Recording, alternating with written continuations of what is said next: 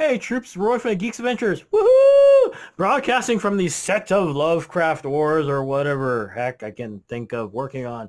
Yeah, so tonight it's I'm a little bit piece for Lovecraft Wars. Woo! You remember my fan film based on the work of H.P. Lovecraft? Woo! No, this is not a new episode. Still on hiatus.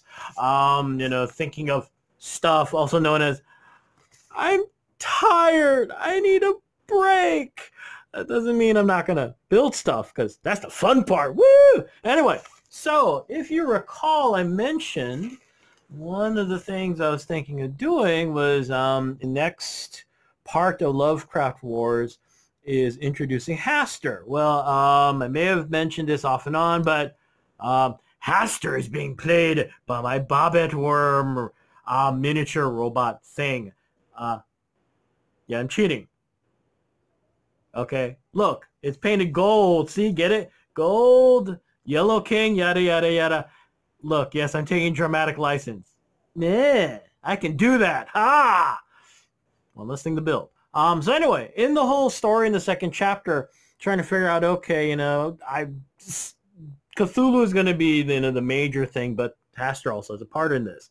I'm not going to tell you. No spoilers. But anyway, so the question, of course, comes in now. What are they fighting? Because, hey, Cthulhu, mechs, woo! So I've got something already built for Cthulhu, but what about Hastur? Well, yes, I have something set up. Let's start with that.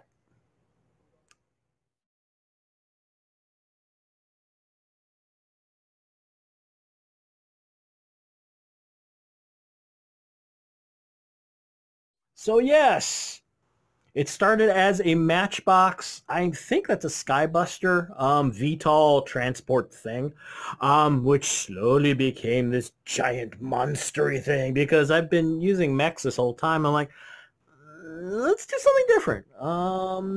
Have a creature be the thing that fights faster. So hence that creature. And so what does it look like complete? Well, here we go. In all of its glory. Mostly complete. You guys know how I work, right? And is it done? Yeah, mostly. But there it is in all of its really disturbing glory. You can see with more details fleshed out and everything. The way this started was I wanted a kind of preying like a mantis shrimp kind of creature to take on Hastur. So hence the praying mantis-y things in the front. And I want to take advantage of the front compartment here. So open the mouth. There's a cannon in there. See? There's a cannon. Woo! Now, this creature, like a lot of the tech, is a biotech being. Its name is Medea. And you're wondering, dude, man, where'd that store? The funny thing is that at first I had a minimal backstory. At first was, yeah, Hastur and the Elder things were involved in doing this experimenting thing and blah, blah, blah, blah, blah. It actually, honestly, the backstory just kind of exploded to life from there. What happening is that in the backstory, which I'll go into more detail later in an episode of Lovecraft Wars, the great race of Yith and the assorted beings who are working together to take on Hastur and the Elder Gods, they discover this creature that was being in one of their explorations, in one of their attempts to continue to defeat the Elder things. They discovered Medea. It was a biotech creature that they were building to be another super uber powerful weapon, and they were able to stop them. And it's an enraged. It's a tragic story in that they did all this experimentation and yada yada yada, um, and it drove the creature mad. Obviously, I mean, what happens when your entire body has been ripped apart and turned into this giant weapon? Literally is what happens here. You got the torso section and you got the limbs back here. And what happens in the backstory is that, they discover this creature totally is enraged. It's nigh uncontrollable. But, what ends up happening is at this point in the story, Terrans, humans, us, where we've been introduced to this world. So, now we're being integrated into things, helping teams, yada, yada, yada. And the narrator of the episode talks about how, it's rather ironic the way Terrans, humans can be, that they have enough empathy for once. Poke, poke, poke, social commentary, sarcasm. They're able to reach into the creature's mind and to kind of settle it down, between what the Terrans can do and what, whatever psychics, telepaths, empaths, blah, blah, blah, blah, blah, blah. They start to piece together where Medea came from. That the creature was from the same region of the galaxy that the elder things are from, on the other side of that wormhole thing from Lovecraft Wars. And it is the last of its species. The creatures are very powerful. They're huge. Think the scale that I work with is, like 25 millimeter thereabouts. So, you're looking at, naturally, these things are huge anyway. They're very powerful, blah, blah, blah, blah, blah. So the elder things decided to use them in experiments and do the evil, horrific things that villains do, except to the umpteenth degree. And Medea's the last one. When the team finds it, like I said, this creature is bordered on madness. But as they're able to reach into its mind, talk to it, they learn more about it. It's back, whatever they can piece together. The records they're able to find, they're really not too sure how long they've been working. The elder things have been working on it, but more than long enough.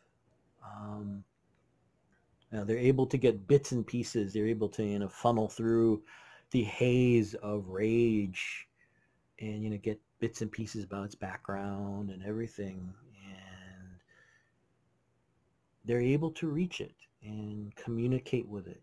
And what happens is that you're wondering, where the heck did the name Medea come from? Well, what happens is that all the beings that associate with it, they tell stories, whatever they can do to try and soothe its mind. And humans are just whatever they can think of, and one of them tells them the story of Medea. Yeah, I remember Jason and the Argonauts. There is also the Greek play Medea. I forget who did it, but in the play, it's the exact opposite of the traditional Greek mythological story. Medea gets screwed over by Jason and is raging.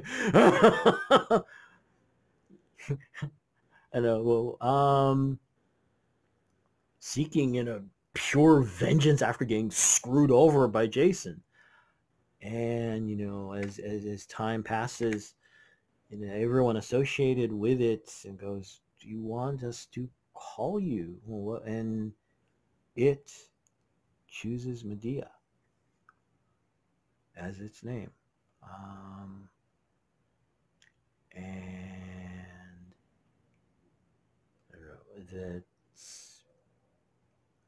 And it's driven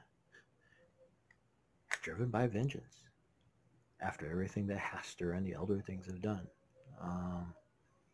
Yeah, the story gets really kind of serious and dark. But it's one of those things that just kind of that's the way stories work. You start with this idea, and then also, and it takes a life of its own, and that's exactly what this thing did here. The entire ship, the idea was, like I said, to create a very powerful, it was built by Hastur to be another kind of like them, a demigod, powerful being. So, the cannon in the mouth is the least of its weapons. This Gatling gun thing here, that came with the vehicle, and from there, just odds and ends, really. A barrage of missile launchers here and here. The obligatory giant aft firing cannon here.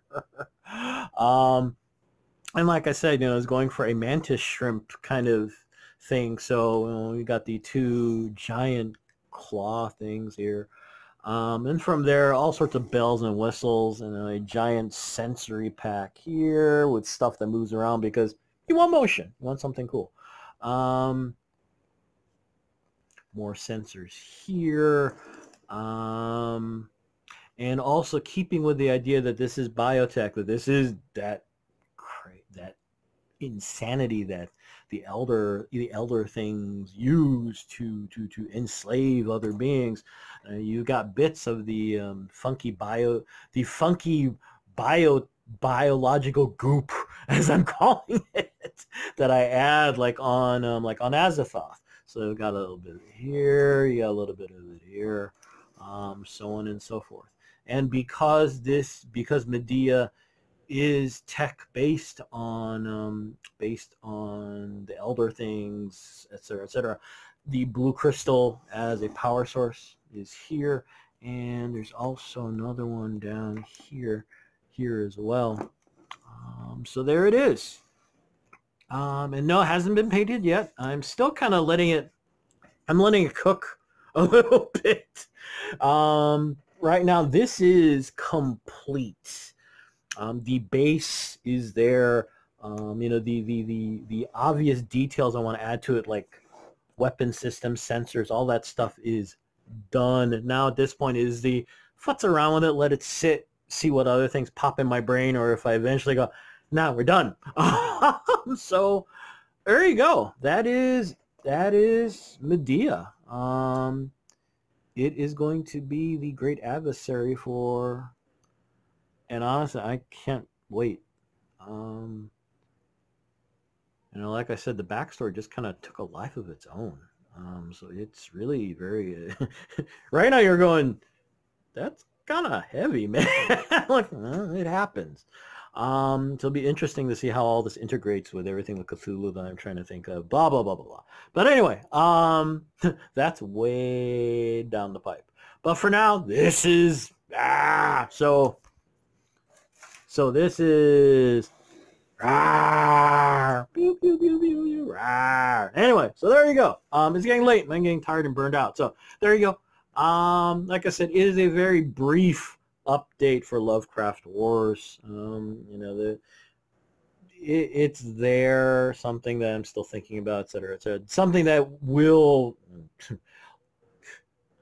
and I think, in the post-COVID world, we've all kind of realized that, plans. But anyway, hey, it's there. So yeah, this is the latest giant creature. Oh! Boom, boom, boom, insert your Toho Godzilla music here. Anyway, so hey, y'all have a good rest of the weekend, etc., etc., etc. Catch you later. Peace.